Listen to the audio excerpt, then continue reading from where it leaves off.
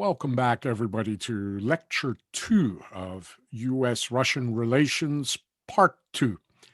I realize that I did not introduce myself in last week's lecture to new students who might not have taken Part 1 of this course with me or any course with me in the past. My name is Peter Vronsky, and firstly, I apologize for the last minute change from live lectures to recorded lectures. I suddenly find myself unpredictably on the move, and I'll explain that in a minute. For those who are taking a course from me for the first time, I'll tell you a little bit about myself today before I start today's lecture, describe to you the several lives I lead and the life I led in the past, as often my lecture topics and their content are connected with my personal experiences. I am foremost a historian. I earned my degree relatively recently in 2010 from the University of Toronto, a history PhD in the fields of the history of espionage in international relations and criminal justice history. My doctoral dissertation was on the intelligence failure of the Canadian Secret Services during the 1866 American Fenian invasion of Canada from the United States by Irish nationalist insurgents, the Fenian Brotherhood, and the hidden history of what will be Canada's, and still is, Canada's first modern battle, fought near Fort Erie, Ontario on June 2nd, 1866, a year prior to Confederation. Penguin Books published a version of my dissertation as a trade book under the title Ridgway, the American Fenian Invasion and the 1866 Battle That Made Canada. As a historian, I lecture at Ryerson University, teaching the history of international relations, the history of espionage, history of terrorism, the history of the American Civil War, a history of Nazi Germany. I have a second life as a forensic investigative historian and author of several bestsellers published in the United States on the history of serial homicide and its investigation. My most recent book is actually about to come out in a couple of weeks, February 9th, American Serial Killers, The Epidemic Years, 1950 to 2000. As such, I am sometimes called upon to consult on especially old, unsolved cold case homicide investigations. I've consulted with the NYPD, New York State Police, Bergen County, New Jersey, prosecutor's office on a number of cold case serial murder investigations and victim body searches and recoveries. I have been recently working with a serial killer known as the Torso Killer, convicted for 5 mutilation and decapitation rape murders and incarcerated in the New Jersey State Prison in Trenton since 1980. With a life sentence.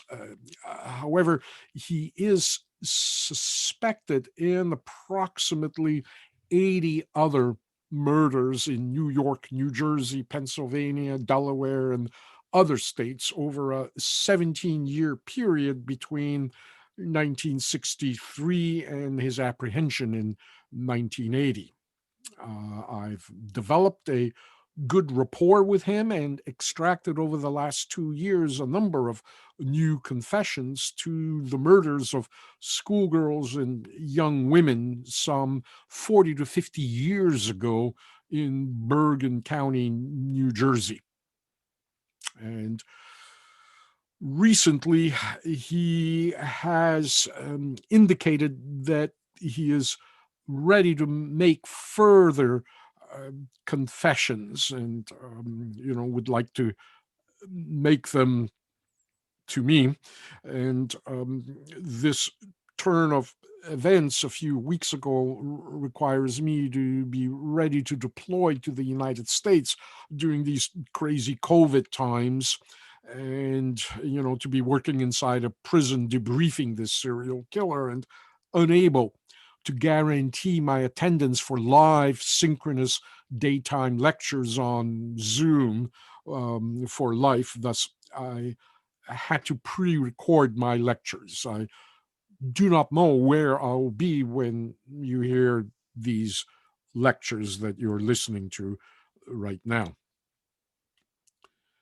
For the purposes of interactive questions and answers, I have put up an email link on the website from on which you're viewing this lecture. If you have any questions, you can email me questions, and I will do my best to either incorporate them into the next lecture, or if it is already recorded, I'll respond to the lecture directly on the website in that question and answer window, where you can send your, as I say, you can send your question in through an email link there. So again, my apologies for this last minute unforeseen change in the format from live synchronous lectures to recorded asynchronous lectures. I think there's an advantage that at least the lecture will remain up for the 8-week duration of the course, and you may watch them at your leisure over the term of the course. Finally, as a way of introduction to why I'm teaching this course in particular, for those of you who again are new to my lectures, I did lead another life before I earned my history PhD back in 2010. Prior to that, for some 25 years, I observed history firsthand with my own eyes as a television news and documentary cameraman at first, and later a field producer, first in Canada and the United States, and later from the mid-1980s, stationed with CNN in their rapid deployment unit in the Rome Bureau, the geographic center of the hemisphere from which we would be deployed to various unfolding news stories from South Africa all the way up to the Baltics, Russia, and the Caucasus. In particular, the first early low-intensity fighting in the breakaway Republic of Chechnya, where I found myself embedded with some of the Chechen rebel clans. I ended up personally witnessing the breaking apart of the Soviet Union and a period of internal Russian history and U.S.-Russian relations, essentially from the mid-1980s and to the mid-1990s, from both the U.S. and the Russian perspectives as well. Finally, as those who took part one might remember, that I have an ethnic and cultural connection to Russia. Both my mother and father and their families were Russian refugees who managed by various means to make their way to Canada, where my parents first met and married. I'm fluent in Russian, and I have a somewhat non-North American perspective and point of view on Soviet relations with the West. And in some ways, my family connection, I will expand upon a little bit today as well. I think we're all comfortably familiar with the Western view of the Cold War. to current relations with Putin's Russia. We might not be as well versed with the Russian point of view, which I hope to include and introduce you to in these lectures. So, last lecture, I had covered the Tehran Conference, the first of the three big wartime summit conferences between the Russians, Americans, and British, which in which we saw US President Franklin Delano Roosevelt and Soviet dictator Joseph Stalin develop a close and friendly understanding, sometimes at the expense of the British Prime Minister Winston Churchill. Churchill will not forget this exclusion and will hold Stalin primarily responsible and for this exclusion. And we will see how Churchill will eventually drive a wedge between American-Russian relations, contributing to the Cold War that will later take place between the two superpowers. I also looked at the events that followed the 1943 Tehran Conference up to the end of 1944, up to the recognition of the French as an ally at the expense of the legitimate Polish government in exile in London that Churchill had been sponsoring, but of which Roosevelt was very suspicious, and of which Stalin, of course, entirely wanted to see disappear. The second summit conference, the Yalta Conference, will be held in February of 1945 and is probably the most important and controversial conference of the three, one that will later be criticized and sometimes by Western Cold War proponents be characterized as, quote, the Yalta Betrayal, end of quote, because of some of the concessions made to the Soviet Union's demands for security by the United States and more reluctantly by the British. The Tehran Conference in November 1943 was mostly about how the ongoing war was going to be fought against Germany and Japan. The Yalta Conference in February 1945, just 3 months before the inevitable defeat of Germany, was primarily about the new order in Europe and the world, the division of the world between primarily the United States and the Soviet Union, the two emerging superpowers, with the British essentially picking up the remaining crumbs. Although in the previous lecture, I briefly skimmed over the history of Operation Barbarossa, the 1941 German invasion of the Soviet Union.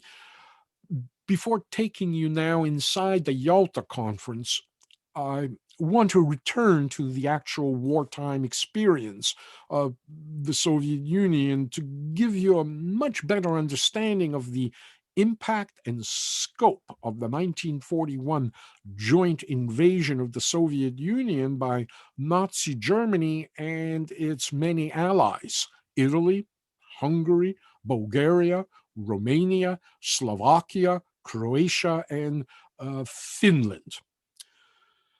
And this, of course, not only is going to have impact on the Russians back then as they're arriving at Yalta, but it continues to resonate today under Putin. And indeed, it had a tremendous impact on my own family and my upbringing, as I was born here in Toronto a mere 11 years after the Second World War had ended, in a family of traumatized Russian war refugees.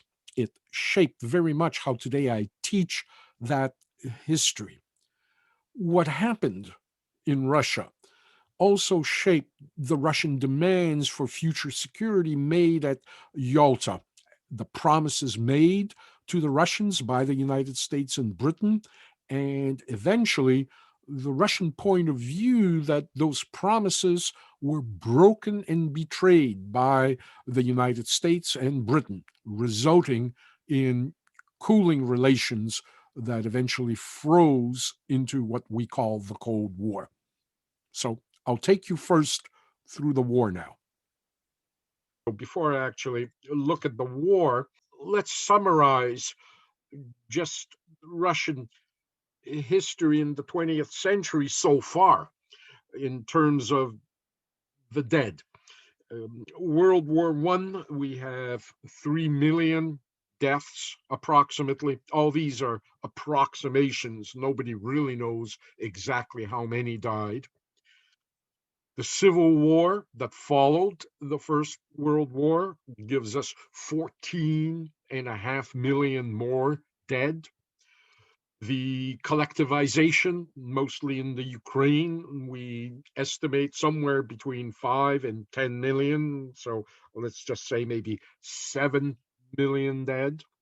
And finally, the terror and the Gulag takes about 15 million more lives. And that would be up to 1953 in terms of the Gulag. I kind of jumped a little bit ahead there. 1953 will be the year that Stalin finally dies. So we're talking about already approximately 40 million dead since the outbreak of war in 1914. That is the Russian experience. And the horrible thing about this is what is coming, the Second World War, or as the Russians will refer to it as the Great Patriotic War. It makes all this just look like a day at the beach when we start looking at the death that the Nazis will inflict upon the people of the Soviet Union, not just Russians, but Ukrainians, White Russians, Chechens, Georgians, all those different nationalities will essentially fall to a Nazi racial war that is going to be unleashed on the Russians. June 22nd, 1941, Hitler launches Operation Barbarossa, the largest invasion in the history of the world. Over 3 million men will be deployed into Russia. The invasion is a Nazi-allied Axis enterprise. The Hungarians participate, the Italians, the Romanians, the Bulgarians, and the Finns all participate in this invasion. Essentially 3 army groups plus the Finns in the north. Nobody has ever deployed over 3 million men into a military campaign this way. There you can see 3,800,000 men, 3,500 tanks, 3,000 aircraft, 600,000 trucks, 700,000 horses. The Slovak Republic is also allied with Nazi Germany, as is now the independent state of Croatia, that puppet state that Hitler set up in the former territory of Yugoslavia. It's a shock. It is a complete surprise, although it shouldn't have. Certainly, Stalin was getting a lot of intelligence that this invasion was coming, but he chose to disbelieve it. He looked at it as British misinformation or propaganda intended to break the kind of relationship he had with Nazi Germany. And the Germans will go through Russia very quickly in those summer months of 1941.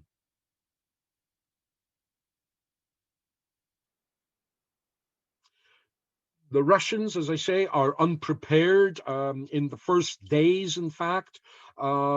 Sometimes they're told that, this is a provocation, don't respond, don't shoot back, in the hope that it's some kind of error.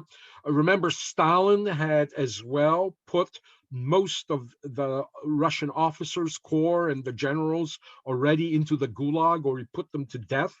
Now the Red Army is desperately going through the Gulag camps trying to find any surviving generals. Some of them are still wearing their prison clothing as they're arriving on the front to take command of these desperate troops trying to hold off the German invasion. Russians are just blowing themselves up in these kamikaze attacks. They're throwing themselves under tanks with grenades and explosives strapped to their bodies, throwing themselves over machine gun nests. It's a desperate, catastrophic invasion for which the Russians are absolutely unprepared. And you can see some of this art just, this is not an exaggeration of what was taking place on the Eastern Front in those months of the initial invasion.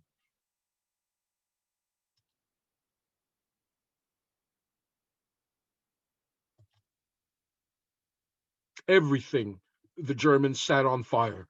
They just burned their way through Russian villages, destroying everything in its path. Anything that lived, moved, everything is just set afire.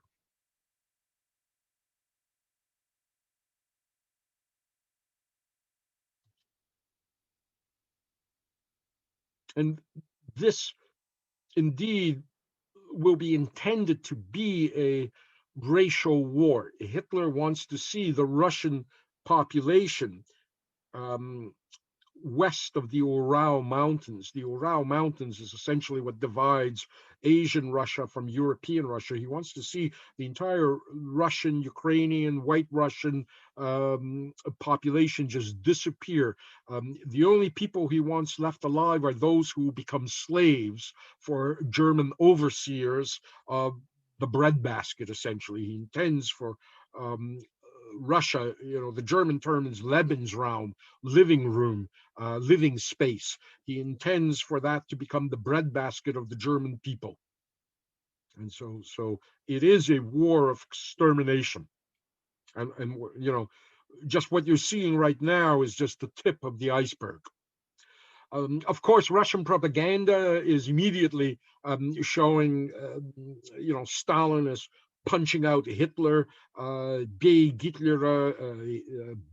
Hitler is the copy on the bottom. In fact, however, Stalin has a nervous breakdown on the first days of the invasion. And for the first few days, he's unable to even take command. He is completely in a state of shock and disarray, and the Russians are attempting to kind of improvise a defense.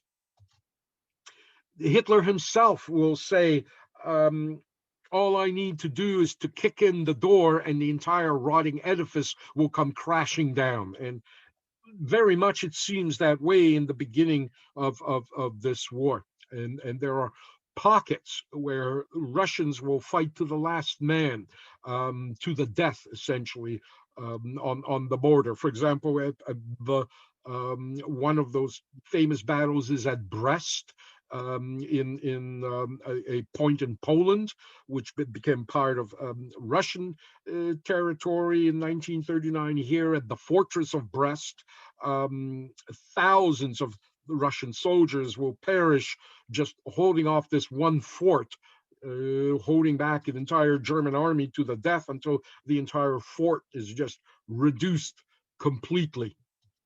In fact, this is one of the places in Russia that Hitler and Mussolini will tour together to see, just how tough it was to just cross the border, actually. The Brest Fortress, this is what it looks like today. It is again a monument in Russia. remains in Russian territory today. Here you can see scratched in the wall messages that Russians have left as the Germans were overrunning them. The message says, I am dying, but I will not surrender. Farewell, my motherland.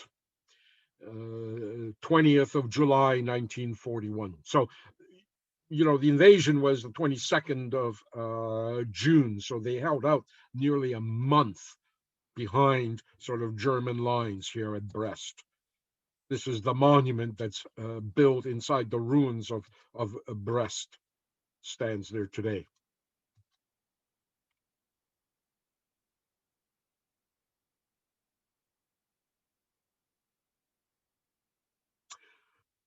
Crimea, Sevastopol. There you can see it at the bottom of your screen. It's where the Russian fleet, Black Sea Fleet is stationed. Their naval base, Crimea, of course, very touchy today because of Putin's annexation of Crimea. I would argue it's a reoccupation. I don't think the Ukrainians really, when you break it down, have a legal claim on Crimea. The siege of Sevastopol, of course, was the scene of over 100,000 Russians killed by the British and the French and the Turks in 1854.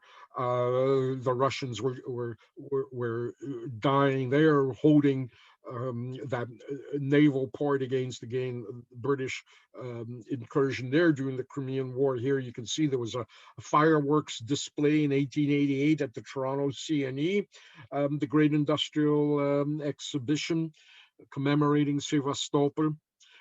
About 250,000 Russians will die in the Second World War at Sevastopol, and of course in 2014 the Russians have reoccupied Crimea, obviously for the reasons of naval power and Russian access to the sea and the Russian bases in Crimea. The Ukrainian claim on Crimea is kind of very weak. I would argue in the sense that, and we'll talk about it in the next few lectures somewhere, but in the sense that Crimea actually didn't belong to anybody, neither the Ukrainians nor the Russians. There was an indigenous Islamic population there that the Russians under Catherine the Great, way back in the 1700s, essentially exterminated and occupied Crimea in their push against the Ottoman Empire, and so it's Khrushchev who will transfer administratively Crimea to the Ukrainian Soviet Socialist Republic. But as I say, we'll get to that when we get to that. The battle, the World War II battle of Sevastopol, as I say, will kill 250,000, 250,000 Russians will fight the Germans in Crimea to the death again. In fact, this is where the Germans encounter Russian Marines, who the Germans will nickname the Black Death, because they wear these black striped uniforms and black uniforms, and it ends up as hand-to-hand fighting, essentially. Eventually, of course, the Nazis will prevail. They will overwhelm the Russian defenders. This is what's left of the port of Crimea once that's done. In fact, I was going to say that I grew up with this particular image. This was a postcard that was pinned over my father's desk at home.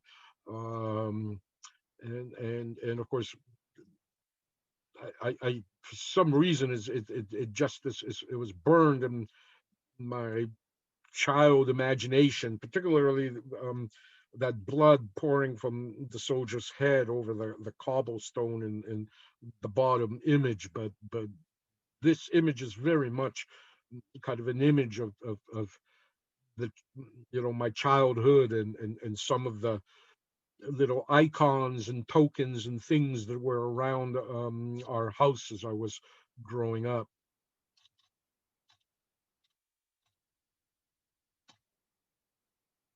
This is today. You can see the Marines again in their traditional black uniforms at the memorial for the 250,000 soldiers that died defending Sevastopol.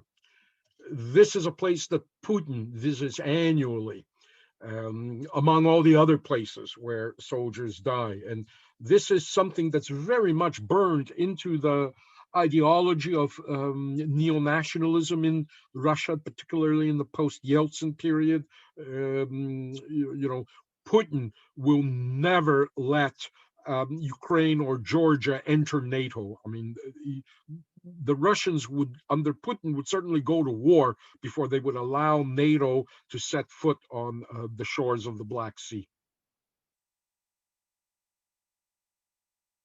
In fact, all these World War II deaths are essentially going to characterize Russian memory and a generation of Russians, and in particular today, the current Russian government under Putin since he came to power in 2000, the year 2000. What Putin will remind everybody is that 13 million Russian soldiers died in the Second World War. That's compared to 295,000 Americans. The Russians will say, and still say today, that the Second World War was won with American money and ingenuity, British stubbornness, and Russian blood. And they're not exaggerating when they say that. 13 million Russian soldiers. On top of that, 7 million civilians. The only place where more civilians died was in China, as the Japanese exterminated the Chinese as lustily as the Germans exterminated the Russian population. Again, you can just see how out of proportion the other countries' losses were compared to Russian deaths. Nearly 24 million. If you want to just look at the numbers in Europe, this is not, this excludes the Pacific. 13,600,000 Russian soldiers compared to 170,000 Americans and 330,000 British. And yet, when you look at American Hollywood movies, it seems like the United States, destroyed Nazi Germany all alone. Just completely out of scale. These again are military deaths. And then civilian deaths, of course, hardly any in fact, no Americans on this list. Here you can see Soviet 6 million. The numbers are a little fuzzy because sometimes they include Jews killed in the Holocaust, sometimes they don't. In this particular series of slides, I'm showing you the Jews are separated from those deaths. So if we look at Poland, for example, which will suffer per capita the most deaths, 2.5 million Catholic or non-Jewish Polish citizens are killed by the Germans.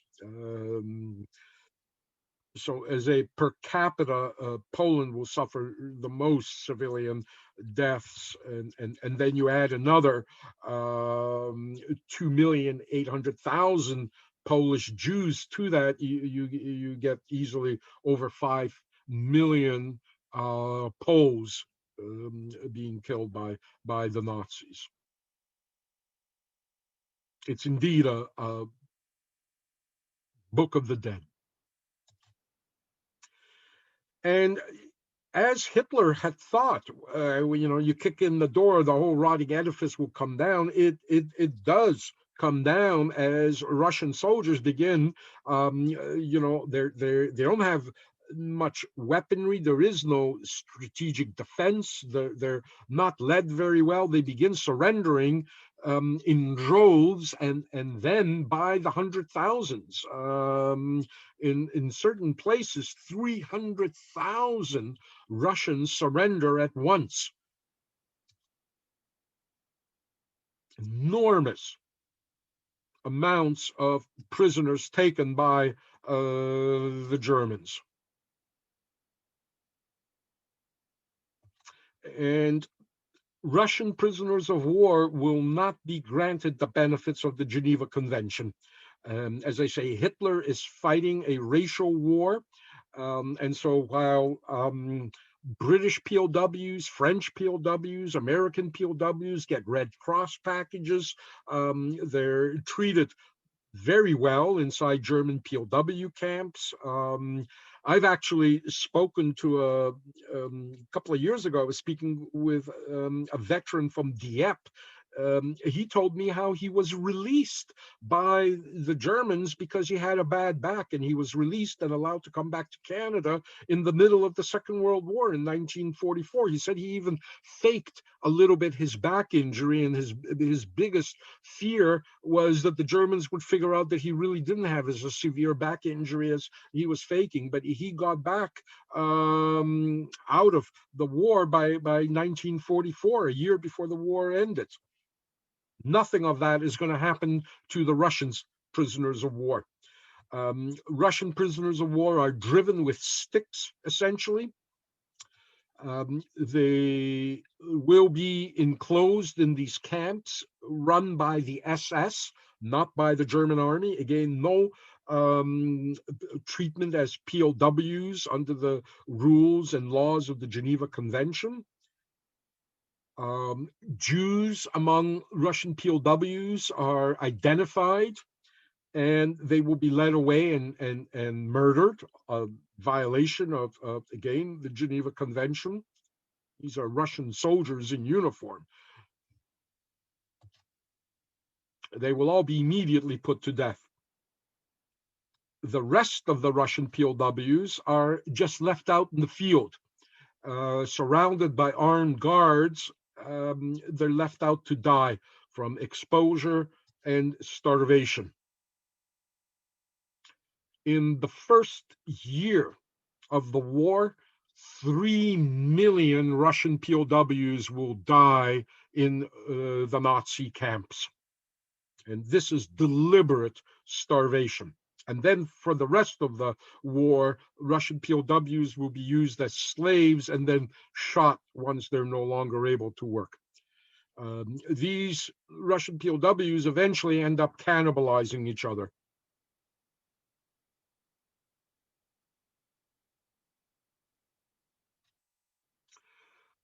In the Ukraine, after suffering what they suffered under Stalin, the Ukrainians actually welcome the Germans.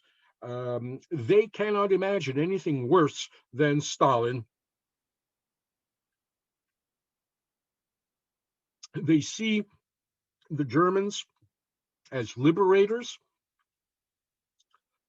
Women make traditional offerings of bread and salt, welcoming the German army into the Soviet Union.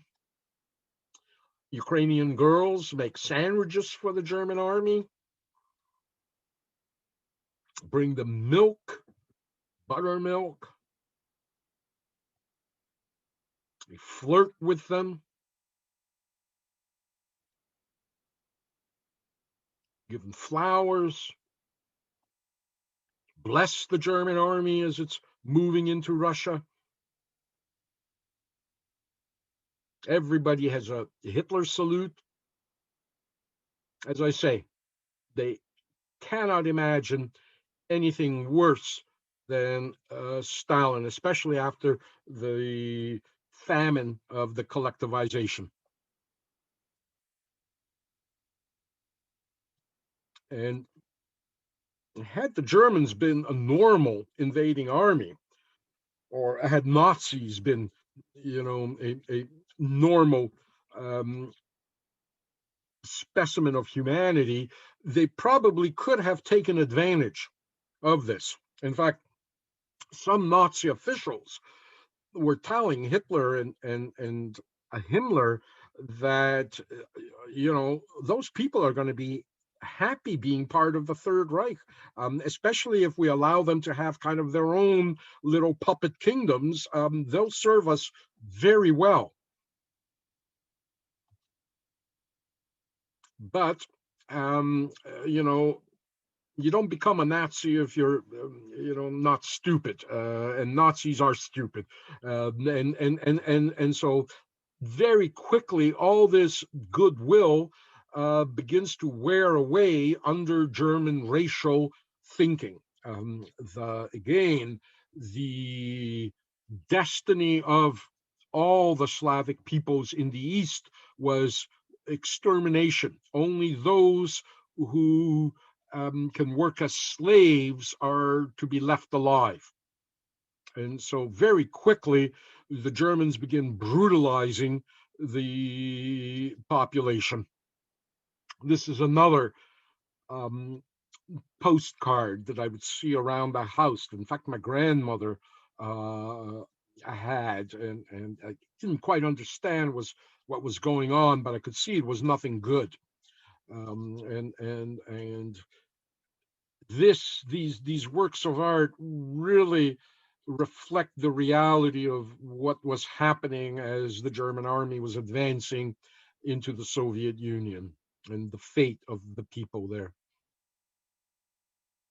Um, the Russians, Ukrainians, again, Belarus, all the peoples there are essentially put to work as slaves.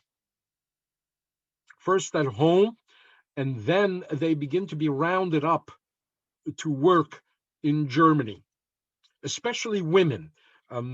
Women were sent away to either work as domestic slaves for German housewives on German farms or in German small businesses. They were sent away by the thousands, deported, forced to leave. They were marked Ost.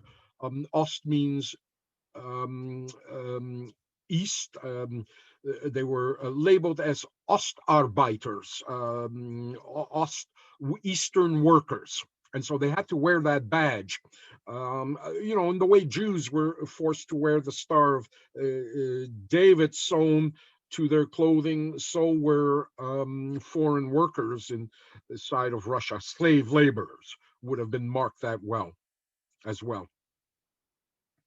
And so they're rounded up, they're sent off to the railroad, packed into cars, and sent into these various places inside of Germany, where when they're found by the Russians, the one that survive, of course, once they're liberated by the Russians, they're then sent into the Gulag, or executed, because Stalin, of course, was worried that Eastern slaves were exposed to Western thought, and so 5 years in the Gulag was supposed to kind of clear your whatever indoctrination or exposure you had to Western capitalist values while you were in Nazi Germany. So they kind of went from the frying pan into the fire, essentially. It's a story that I encountered on so many different levels, including in the story of Lee Harvey Oswald. But that's a whole other story. I won't go there, I guess. Here's my mother. Um, my mother, of course, was born to Russian refugees who had escaped after the Civil War. Our family, my mother's family, got out of Russia. And my grandfather and grandmother on my mother's side met in Paris, in the Russian immigrant community there, and eventually found temporary residency in Belgrade, in Yugoslavia, where there was a large Russian community, again, because of that kind of similar, they're co-religious. Serbs are Orthodox, and so my mother was born in Yugoslavia. She was stateless. Being born in Yugoslavia did not give you automatically Yugoslavian citizenship the way, if you're born in Switzerland today, that doesn't mean you get Swiss citizenship the way you get if you're born in the United States or Canada. So my mother is 14 years old when, of course, the Germans invade Yugoslavia in 1941.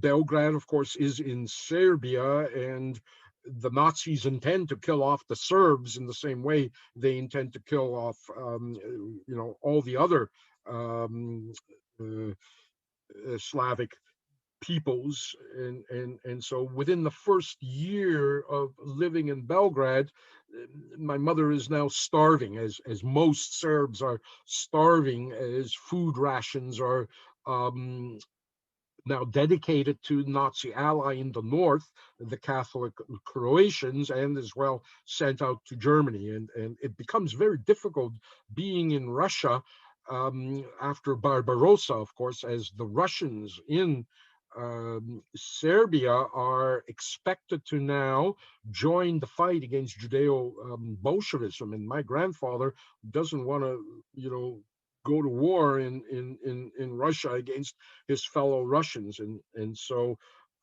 my family essentially volunteers to be laborers in the heart of the Dark Empire in Berlin.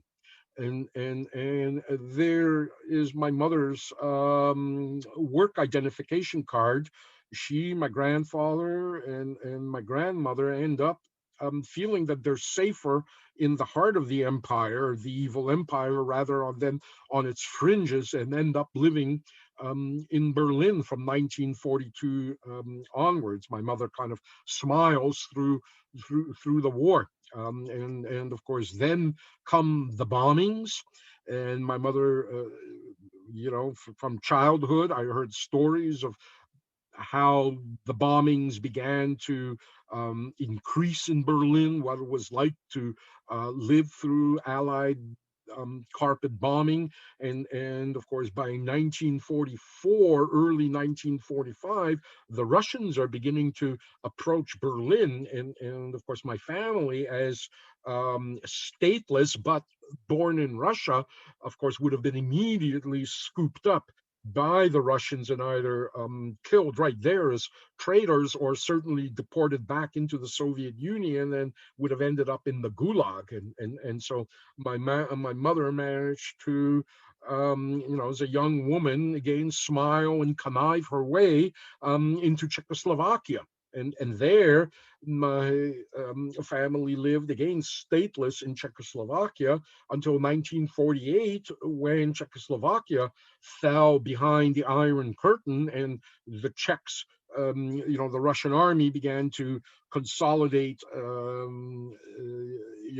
Czechoslovakia into the Eastern Bloc.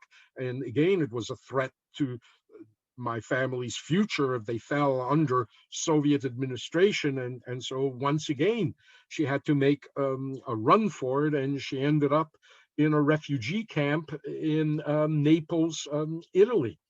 And it's finally in Naples, in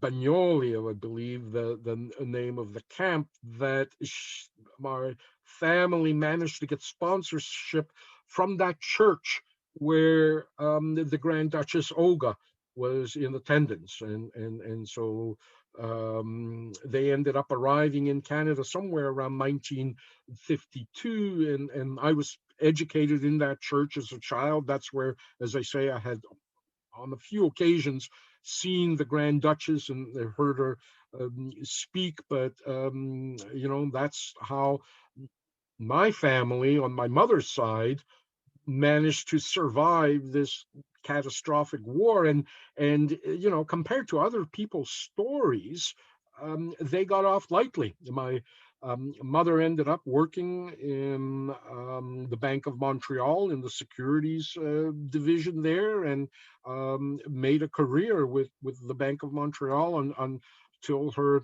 retirement. Again, kind of smiling her way to the age of 93, until COVID came to town. And in April, my mother in her retirement home contracted COVID, and the Nazis and the Red Army couldn't get to her, but COVID did.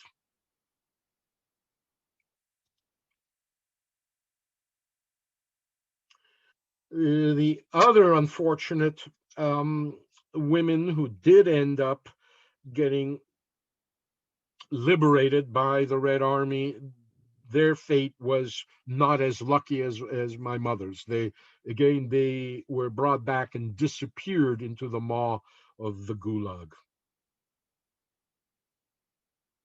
or were exterminated by the Germans right there on the spot, as this young woman was, in a very public hanging of partisans.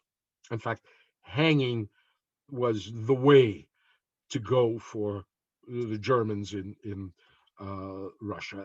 All of Russia becomes kind of a free killing zone as the Germans begin to depopulate territories that were going to be essentially incorporated into Nazi Germany the way Poland was already.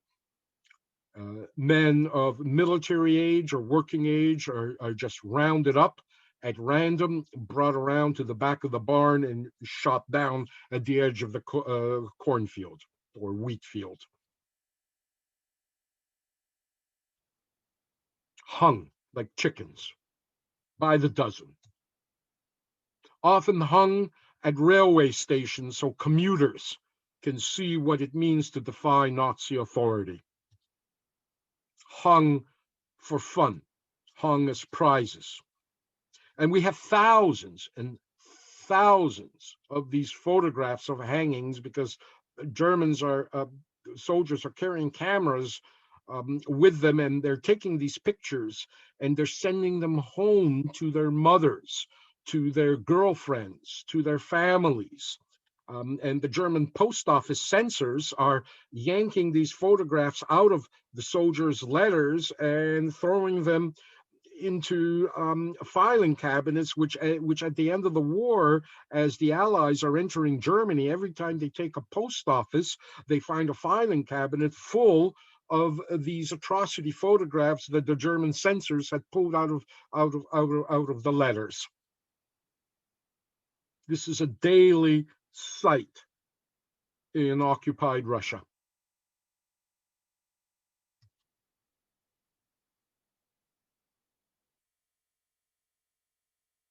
And of course, it's illegal to be taking these photographs, but you can see they're all out with their little Leica cameras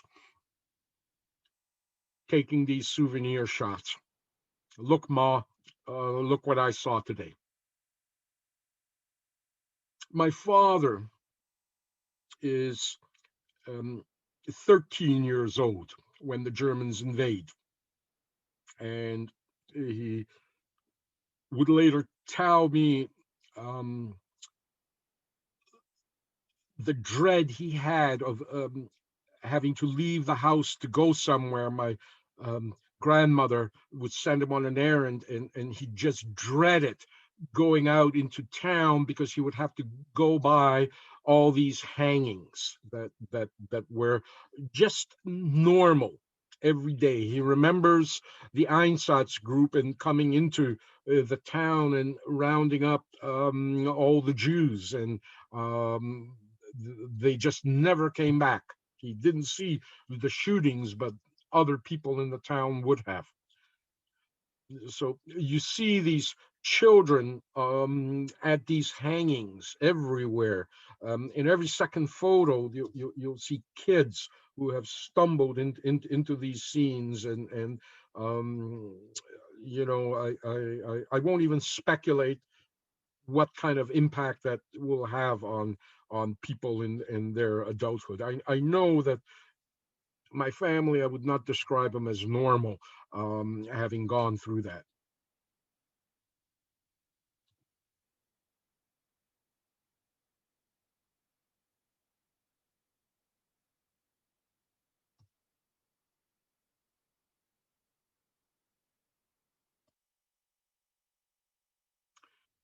Most of the males are shot.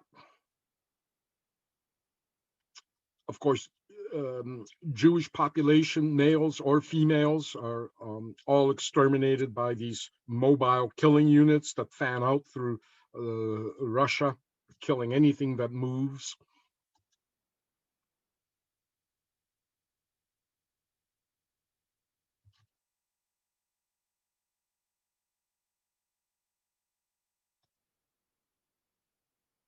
It becomes a country of widows. And I had that sense of working in Russia in the 80s and 90s.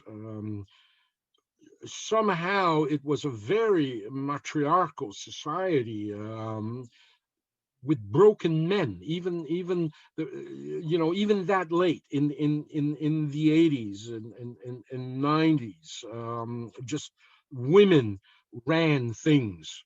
And I don't know what it's like now. I haven't been back there since the 1990s, but um, the male population was just entirely wiped out.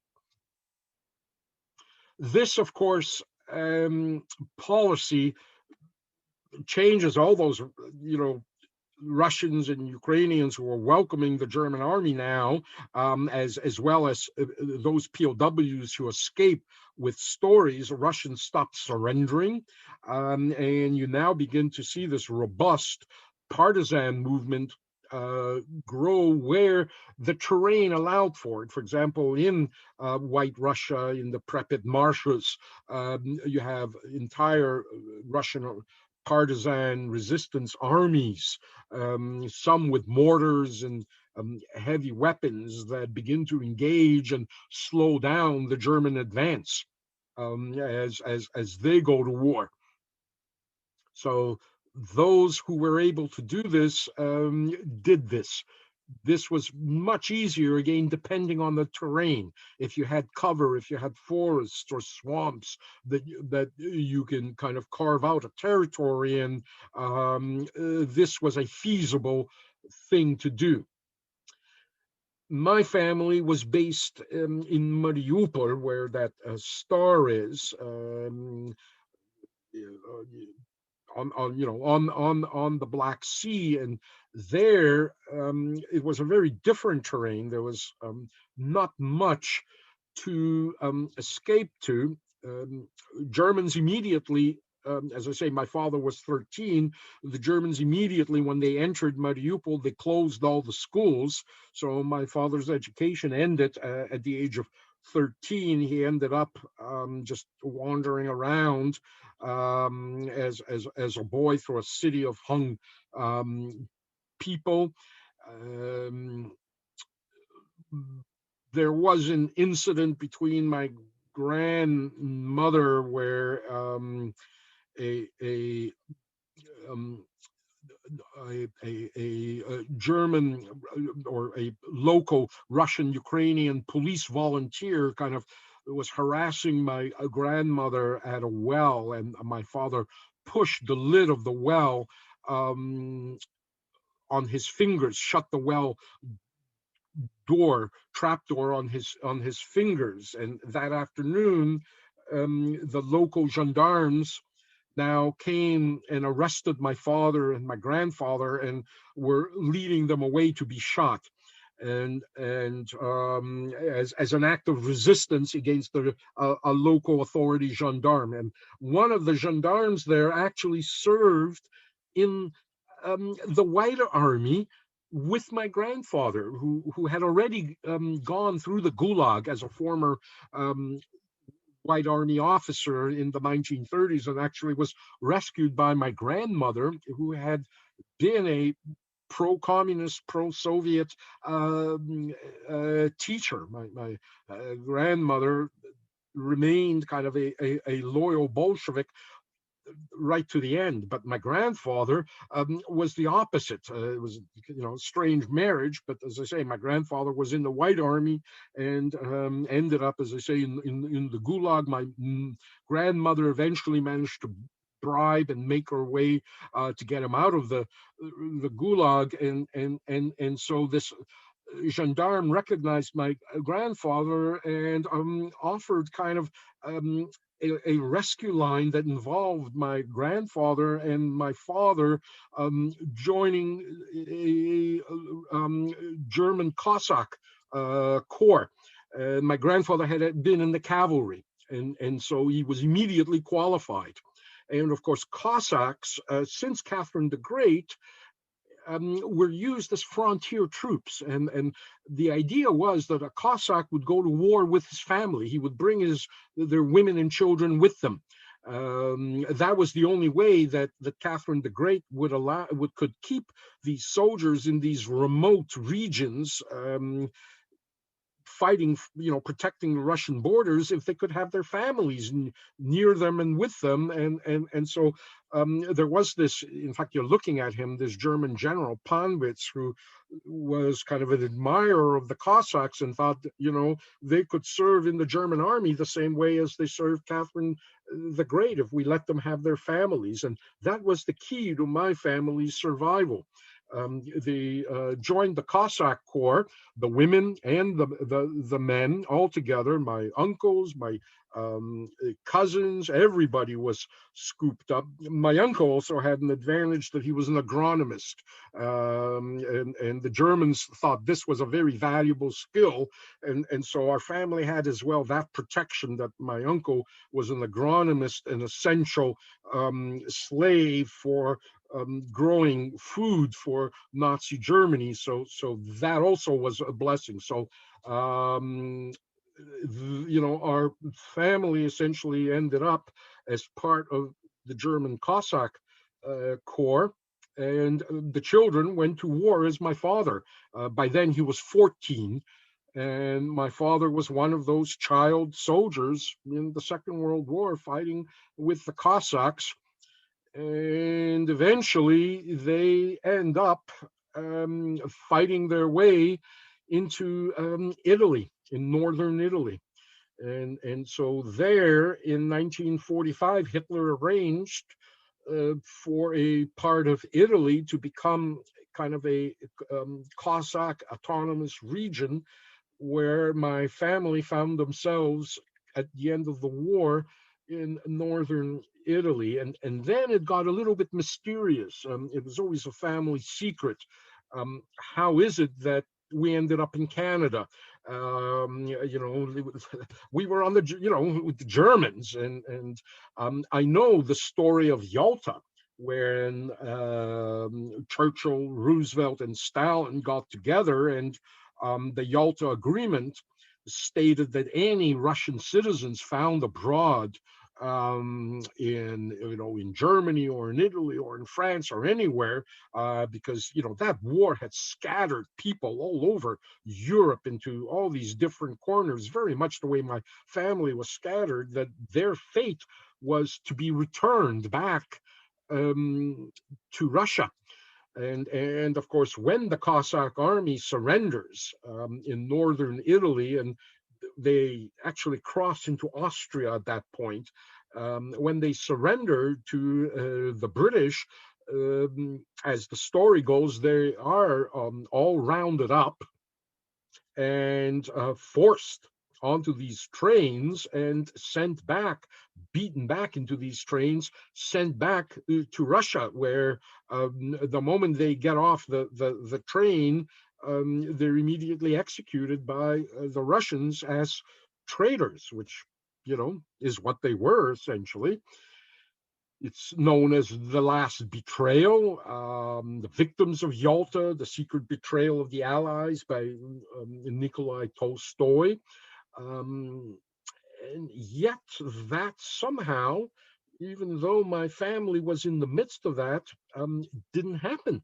to my family, and it was this kind of deep family secret that my father passed away in the 1990s, and took that secret to the grave, as my grandfather did, who passed away in the 70s. I always asked him, hey, what the hell?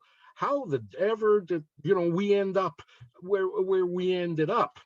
And it's only when I read Howard Margolian's book, Unauthorized Entry, The Truth About Nazi War Criminals in Canada, 1946 to 1956, that I learned about kind of the secret um, exfiltration of some of these Nazi collaborators, which unfortunately my family were that, how they ended up being exfiltrated through the Polish Corps in Italy. In fact, there's my father and my two cousins, cousin Leo, cousin Boris, in Italy at the end of the war in British uniforms as part of General Anders' Polish Corps. And from there, my entire family was brought to London, England. And in London, my father was trained by the British Army in a trade. He became a dental technician, and was then, early 1950s, dispatched by the British to settle in Canada, as many Nazi collaborators, like my father and my grandfather and the rest of my family were. All the women and all the kids, all of them ended up here in Toronto. And so that's why I'm here. Here they are, 3 months after I was born, the survivors kind of celebrating their survival. My two grandmothers and grandfather, my father, and uncle and aunt, and I guess my mother is taking a picture. And I was born in February. I know this is the back of our house in the Junction. This is what survival, I think, looks like. That's my family story, and why I'm here talking to you in English rather than sitting somewhere in Russia talking in Russian. Going back to greater history than my family, the Germans actually are doing very well in the summer and spring of summer and autumn of 1941. That's the starting line, the red line. By 9th of July, Moscow is the destination. Hitler wants to knock out Moscow. He wants to be there by September, before the cold comes. And so by 9th of July, they've occupied all this territory. By 1st of September, all this territory. So they're just going through Russia like a knife through butter, hot knife through butter. But then you get in the center this salient where the Russians are holding out. And against the advice of his generals say, don't worry about it. We can deal with it later. Let's take out Moscow. Moscow is important psychologically, strategically, that we take out the capital, conquer the capital. Hitler thinks he knows better. And so he calls off the push on Moscow and demands now that the salient be conquered. So they're this close to Moscow, and they stop. And in turn, they now spend 10 days conquering the salient and closing this gap. And then on the 9th of September, they launched the final push towards Moscow, Operation Typhoon.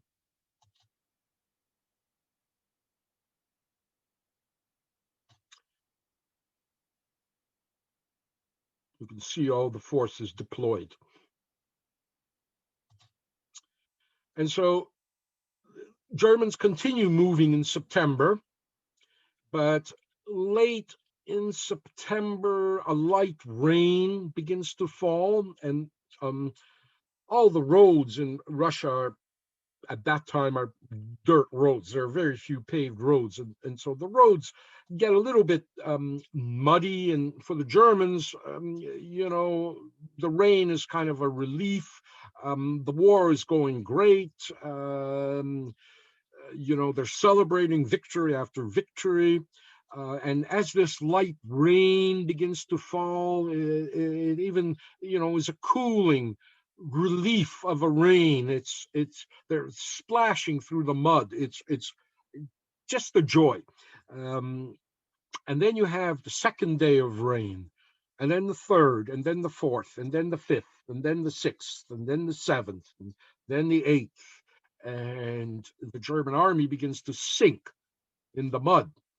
Um, there's actually no Russian word for asphalt, but there is a Russian word for a melted mud road, Rasputina, and the roads literally melt. And the German advance towards Moscow now begins to just drown in the mud. Horses, which, by the way, is the main form of transportation. It's a complete myth that the German army was the most mechanized in the Second World War. In fact, the German army is the least mechanized of all armies in the Second World War.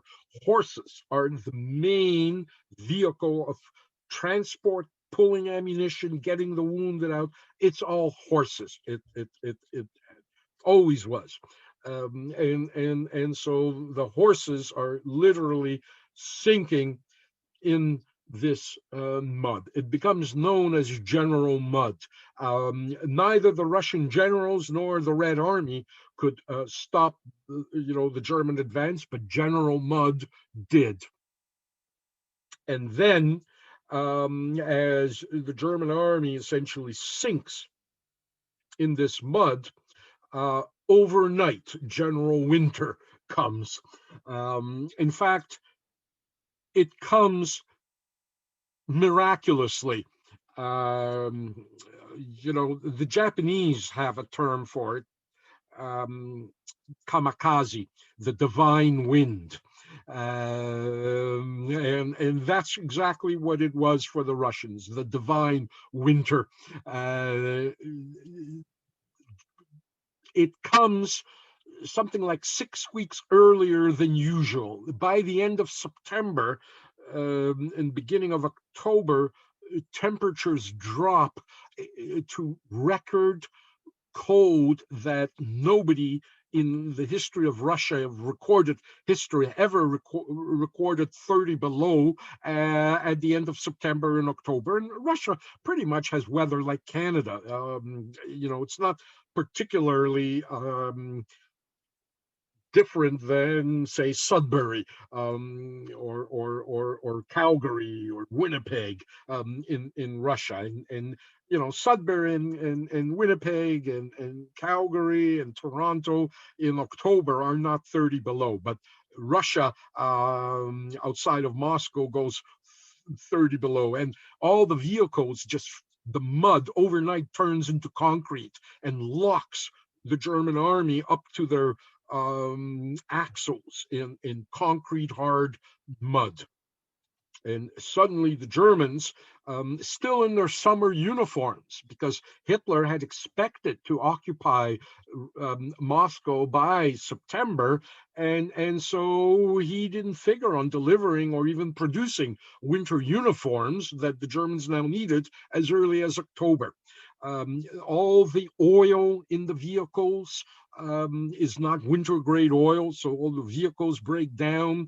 The gun grease in the machine guns, in their automatic weapons, begins to coagulate because it's not for winter temperature, so the weapons stop working, and the German army begins to start freezing as they crawl their way now towards Moscow.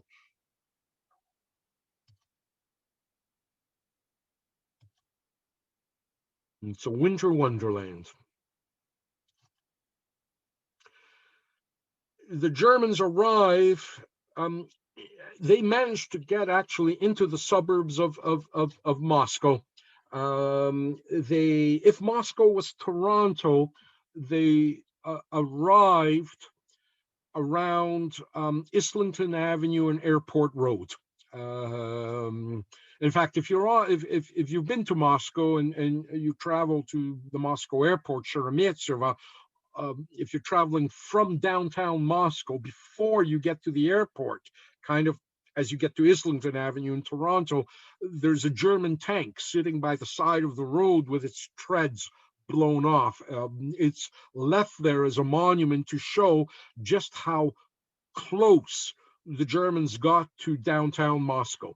The stories told was that you could see the spires of the Kremlin from that location. And I actually tried it. I climbed up on that German tank with a pair of binoculars to see if, because it just seemed too far for me, whether you could actually see the spires of the Kremlin from there. And you can't.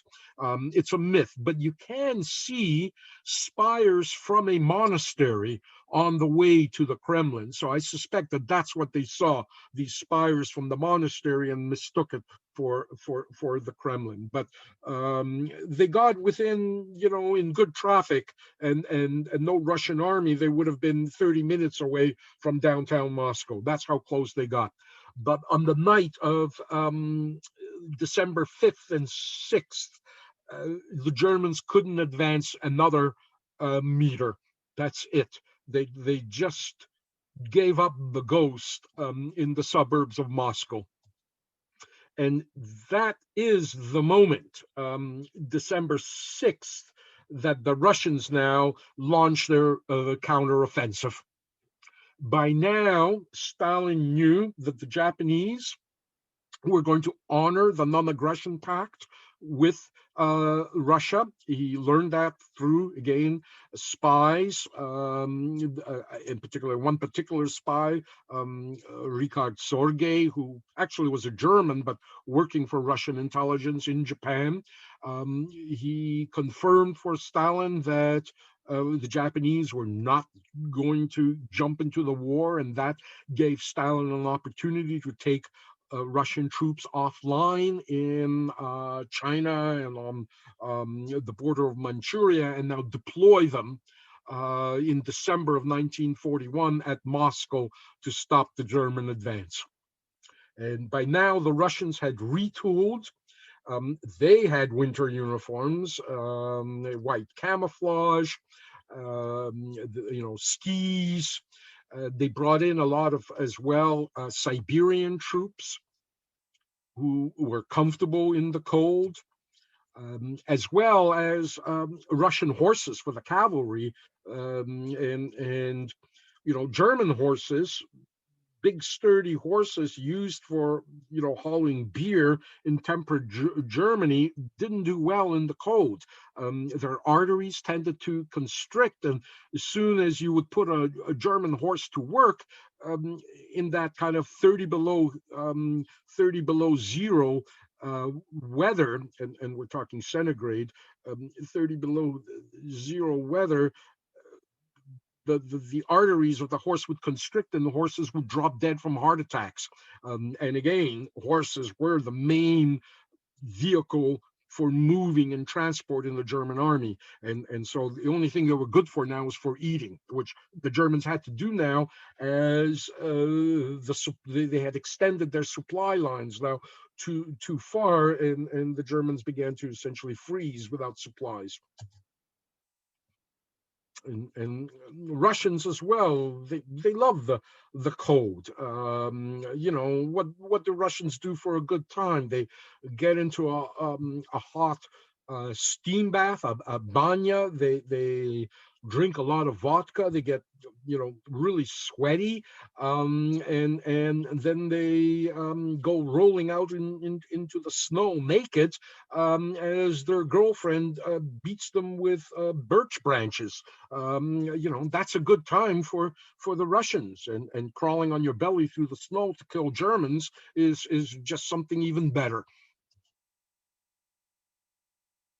And so this is kind of the first Russian major counteroffensive offensive where they break a German army in its advance. For the first time, you begin to see now Germans surrendering in droves in December of 41.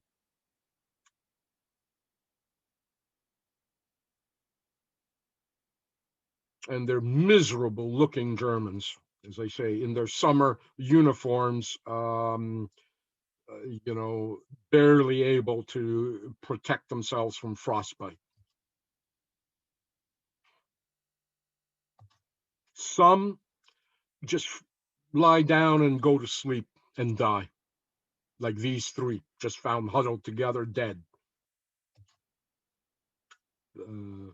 Russians find thousands of Germans just frozen dead, like popsicles, in various positions in the field, stacked like cordwood, stiff as boards. Some are posed in various positions by the victorious Russian troops there. It's a disaster. So the Russians do stop Hitler at Moscow, but they fail to destroy the army, the German army. So it's a half kind of victory. They stop. This is the first time a German army is stopped, but it's not destroyed. Further north in Leningrad, the Germans surround the city. They can't capture Leningrad either. Leningrad holds out, but it will now be besieged for 900 days, 3 years, essentially, 2.5 years. And over 1 million Russians here's another million for you. 1 million Russians will now starve in Leningrad as the Germans bomb out all the food warehouses and constantly bombard the city of Leningrad. It becomes one of the first so-called hero cities, refusing to be conquered. To this day, if you visit Leningrad, St. Petersburg now, you still see these signs left over from the war. Citizens, when under bombardment, this side of the street is the least dangerous because of the directions from which the artillery, German artillery, would come. People end up, as I say, starving to death. They end up boiling their shoes, briefcases to eat. You can turn a briefcase into kind of a gelatin-like, meat-like substance. Any kind of leather is consumed. Of course, all the dogs, pigeons, and cats, and any kind of animal, pets, all vanish. There are cases of cannibalism as well in Leningrad. People progressively get weaker and weaker, and then they just die. And they were either left in the street or were hauled away to mass graves on sleds and little pallets, as became kind of a routine thing to see somebody hauling a corpse on a sled on the streets of Leningrad. This is the mass cemetery where, I say, approximately 1 million Leningraders are buried in these rows and rows and rows of mass graves.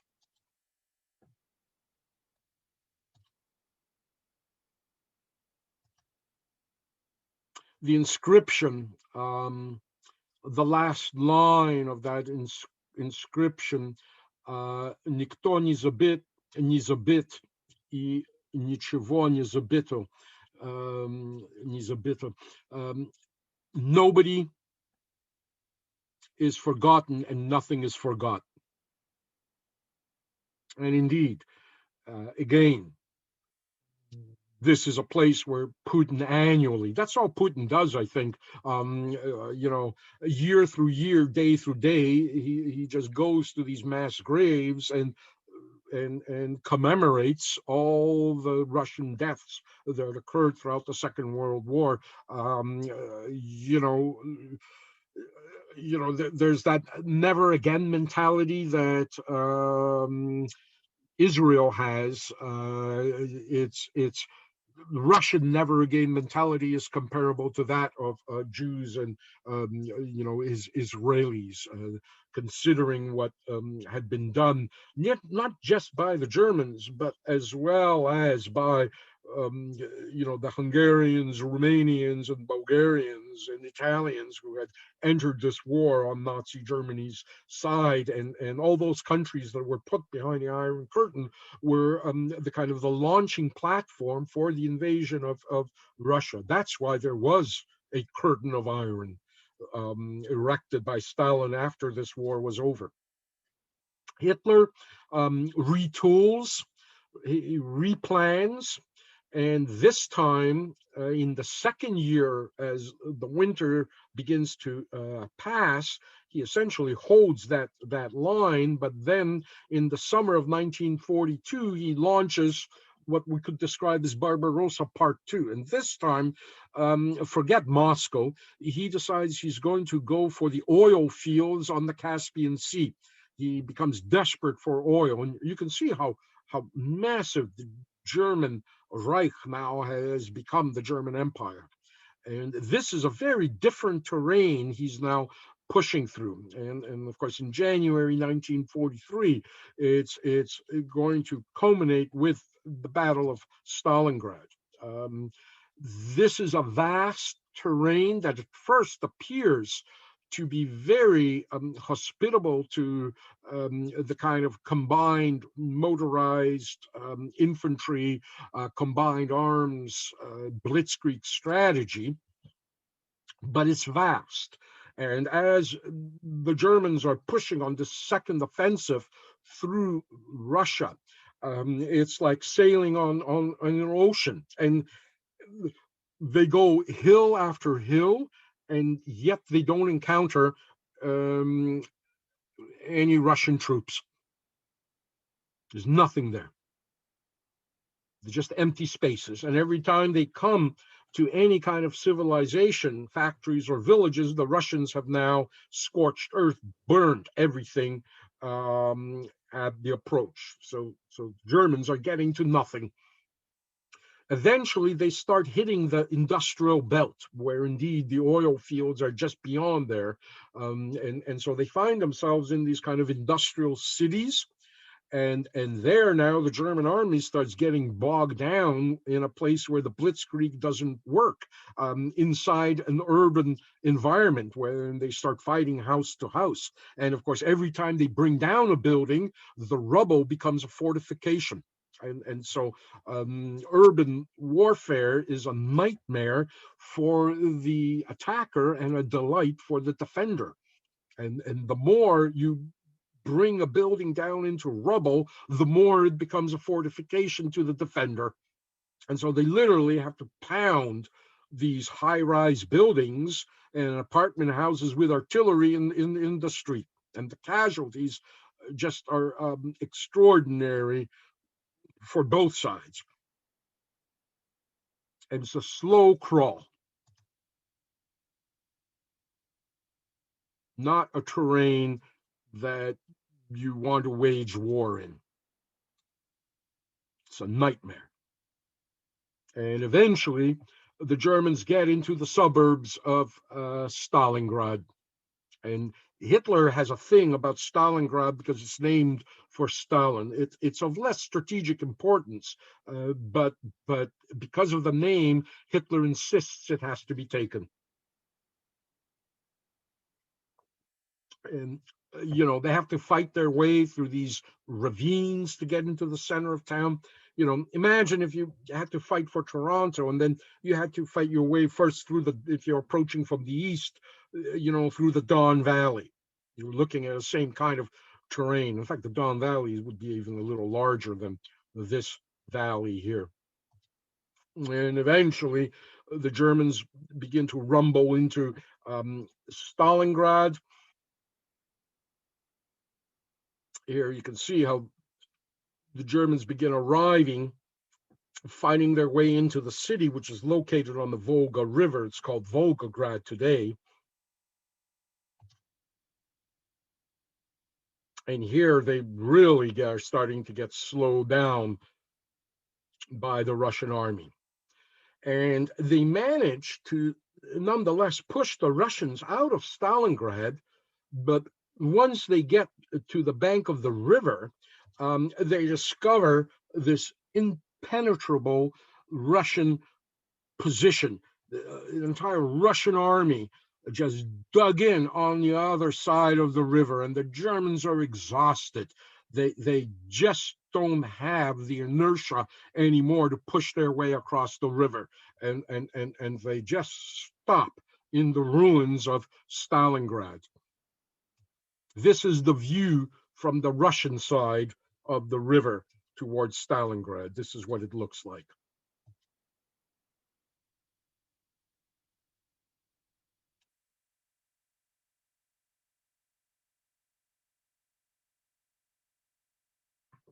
And so, as the Germans now begin to essentially destroy whatever is left of Stalingrad and begin to settle down to regroup and make a push across the river now. The entire population essentially has nowhere to live. They just live in the holes in the grounds, in the ground, the ones that remained.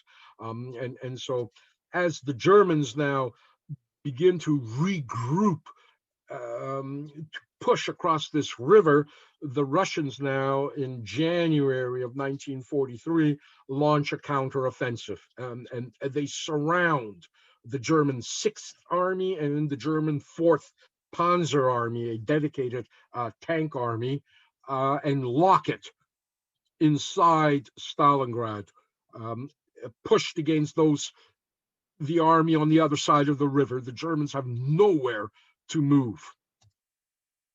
And now the Russians begin the reduction of Stalingrad, as you would say in military terminology. And the Russians now fight their way back into the ruins, house to house fighting, the worst kind there is.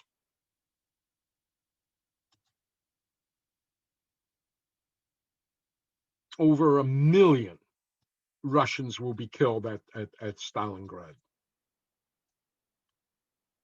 Brutal, again, house to house fighting. The Germans at one point hold up in the tractor factory. This is a factory that, imagine the Ford works at Oakville, the Ford factory. Imagine fighting inside that factory. That's what ends up happening. They're fighting inside this massive factory, like a paintball kind of environment, except they're using real ammunition against each other. It's an indoor battle inside this huge factory.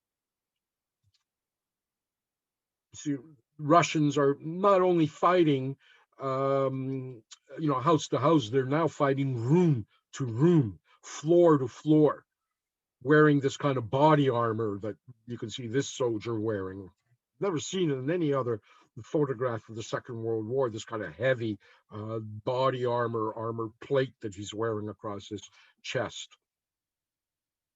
The armies fight on the same floor with one group of soldiers fighting the enemy on the next floor, or they even fight down the hallway for weeks, fighting inside these buildings.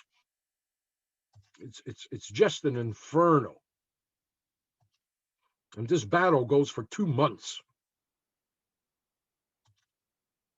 The Germans now, you have that term blitzkrieg, lightning war. The Germans now, the soldiers, begin to call this the Rattenkrieg, the war of rats, rat war. After it's over, nothing is left.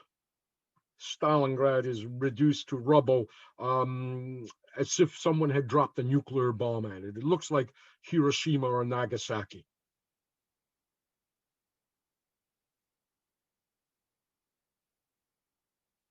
Stalin will send his minion, Nikita Khrushchev, the future, his successor, as the commissar to Stalingrad. And in some ways, maybe that saved us in the 1960s when Khrushchev and Kennedy will face off. Um, Kennedy saw a little bit of war from a PT boat in the Pacific, but Kennedy did not witness what Khrushchev witnessed in Stalingrad. He was there. Khrushchev saw what happens when you reduce an entire city out of its existence. And I think Khrushchev had a more realistic appreciation of what nuclear war would have meant when the Cuban crisis came up, which, again, a couple of lectures down the line, I'll describe to you. But I think, when we talk about, who blinked during the Cuban Missile Crisis of 1962, Khrushchev indeed blinked. He blinked because Khrushchev knew what it would mean not to blink, as the U.S. Navy imposed that blockade around Cuba, and Russian ships were approaching with the last pieces of the missiles that Khrushchev had attempted to deploy in Cuba, and somebody had to blink. And Khrushchev indeed blinked, and we were probably the closest to nuclear war, global thermonuclear war in October of 1962. And I speculate that we can thank God that Khrushchev actually was at Leningrad and saw what he saw, and backed down. And now this isn't just stopping the German army the way it was stopped at Moscow. This was the destruction of a German army, two German armies, the Sixth and the Fourth.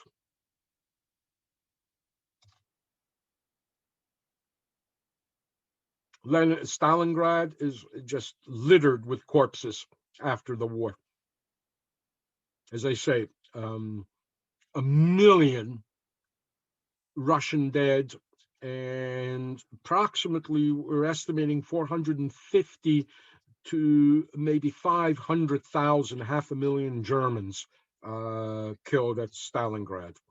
Today, whenever you're building at Stalingrad anything, the moment you put your shovel into the ground, or you bring up the ground, you just find dead soldiers, often buried where they fell, still wearing their helmets with grenades, as you can see in this photograph, in their belt, just buried, as they say, as they fell.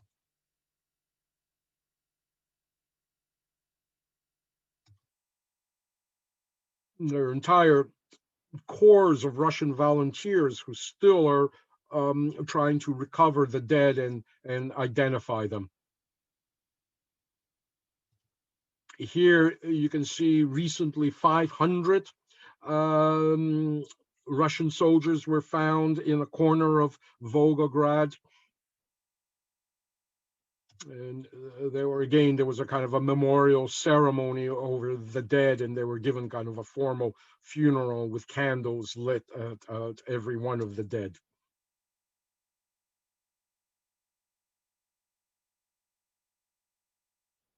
And again, Putin is there with flowers every time, reminding Russians what it means to be weak.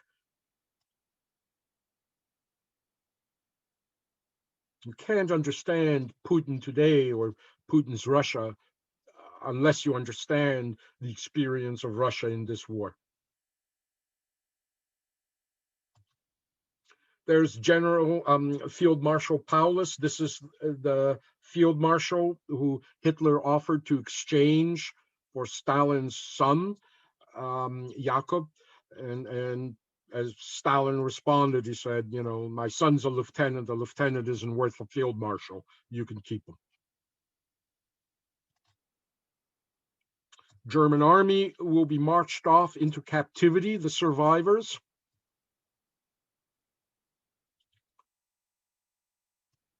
The Russians will keep them until 1956. They will be used as slave laborers to rebuild everything the Germans had destroyed in Russia. All of kind of 1950s, 1940s Russian construction was built with German labor, German POW labor. In fact, the Russians first bring them to Moscow, where the German Sixth Army is paraded. Approximately 900,000 German soldiers that arrived at Stalingrad, only 10,000 came home in 1956. The rest either died in captivity throughout the 40s or 50s or were killed in battle. And certainly they were treated much better than Soviet POWs were. And after Stalingrad, Hitler will make no more public appearances. He's so ashamed.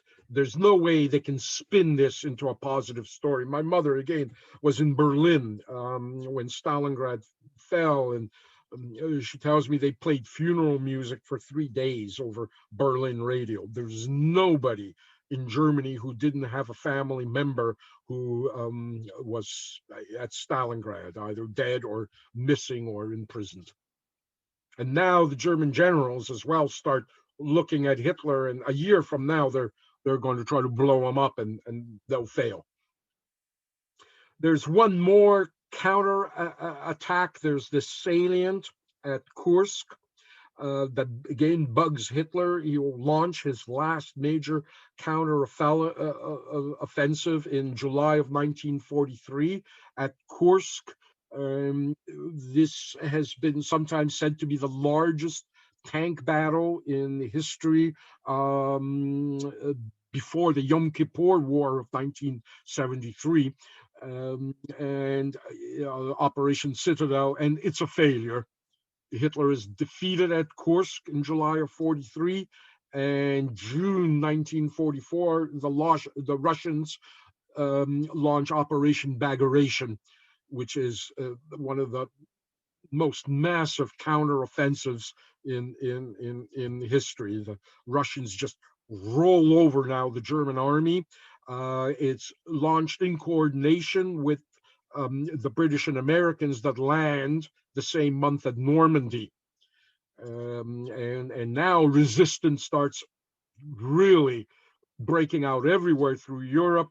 The Russians now advance into Poland, into Romania, Bulgaria, Hungary, into all those countries that aligned themselves with Nazi Germany. The Hungarians try to switch sides, but it's too late.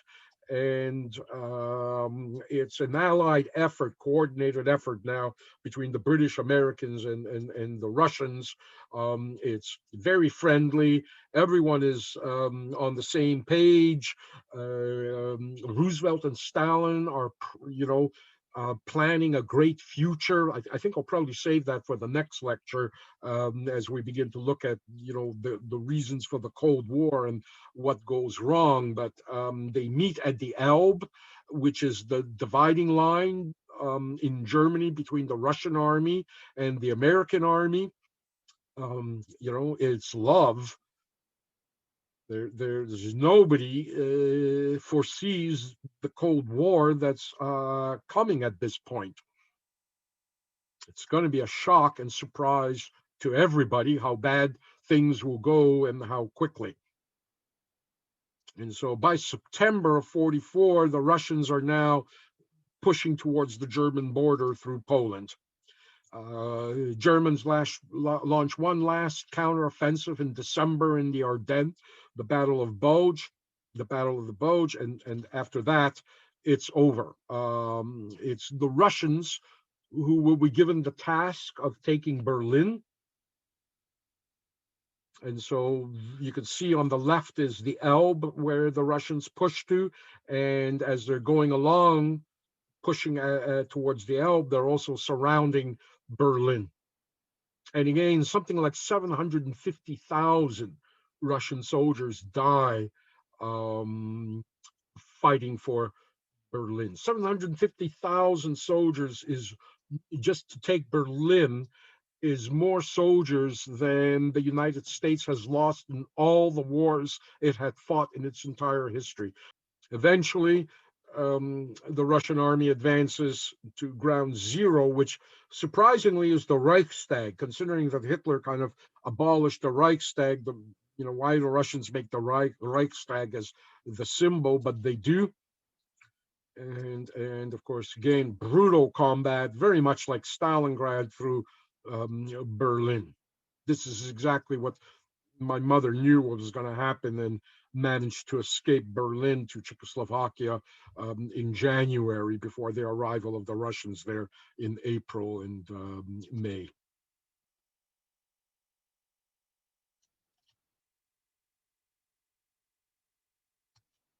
Hitler, of course, commits suicide in the bunker.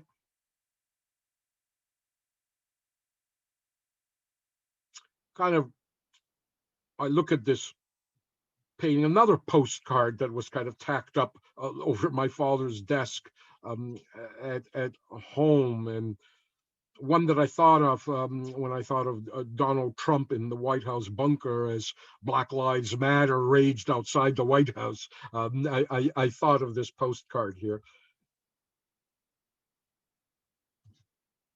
Nothing is left of Berlin. Hitler, as I say, will commit suicide in the bunker, and when the Reichstag falls, that's the end, essentially, of Nazi Germany. All the captured standards will be paraded the next day on May 8th, in fact, is Victory Day in Russia. These German standards are kind of in this ritual, dragged across the pavement of the Red Square, and then they're flung in front of the tomb of Lenin.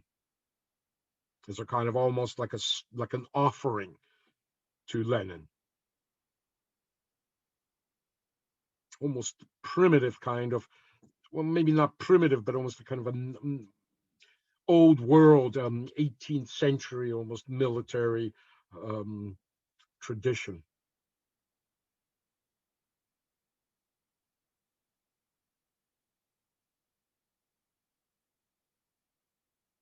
And of course, Stalin is now hailed as the genius generalissimo who won the war for Russia. Nothing is left of Germany. This is kind of this major department store. This is what it looks like at the end of the war.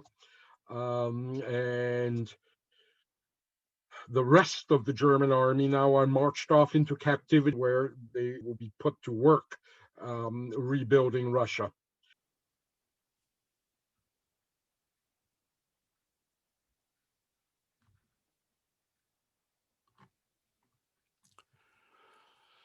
So now, knowing all this, I think we're all better equipped to understand the real concerns that the Russians brought to the negotiating table at Yalta when the big three met there again for the second time in February of 1945 as the war was coming to an end. How the Yalta Agreement would be later interpreted essentially would determine the scope and nature of the Cold War to come. Next week, we will begin with Yalta, look what happened afterwards once Germany had been defeated, the Potsdam Conference, and the post war tensions that begin to manifest in the immediate weeks following the defeat of Japan in the Pacific, which ended the Second World War in August of 1945, or early September of 1945, technically.